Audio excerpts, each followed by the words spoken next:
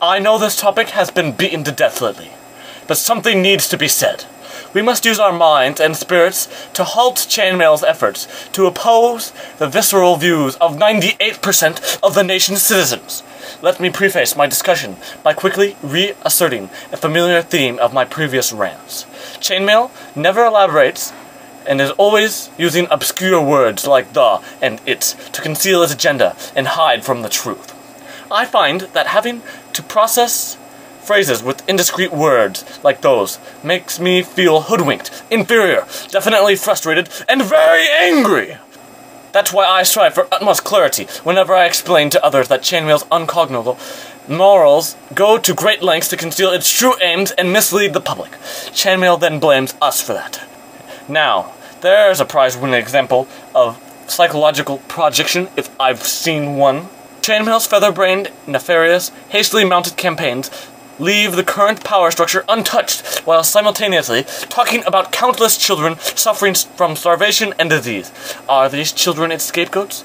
I don't pretend to know the answer, but I do know that it does not tolerate any view that differs from its own. Rather, Chainmail discredits and discards those people who contradict it, along with the ideas that they represent. If I seem a bit lawless, it's only because I'm trying to communicate with Chainmail on its own level. When people say that bigotry and hate are alive and well, they are right. And that is for Chainmail. That is because they are the ones to blame for it. Chainmail is stepping over the line when it attempts to condone universal oppression way over the line. Sadism and favoritism are not synonyms, but, in fact, they are frequently in opposition, and so universally irreconcilable that Chainmail is absolutely determined to believe that people are pawns to be used and manipulated. And it's not about the let facts or reason to get in the way. Chainmail uses onanism to turn our country into a feckless cesspool overrun with scum, disease, and crime. That's the large elephant in the room that nobody ever talks about.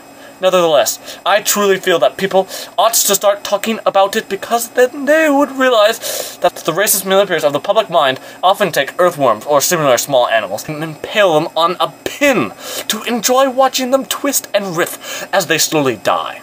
Similarly, Chainmail enjoys watching respectable people twist and writhe whenever it threatens to deface a social fabric that was already deteriorating.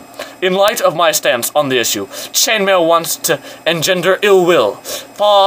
Finally, if this rant generates a response from someone of opposing viewpoints, I would hope that the author concentrate on offering objections to my ideas while refraining from attacks on my person or my intelligence. I have gotten enough of that already from Chainmail. Now so help me, by disregarding the foolish actions in Chainmail, and do not help them, do not forward them. Thank you.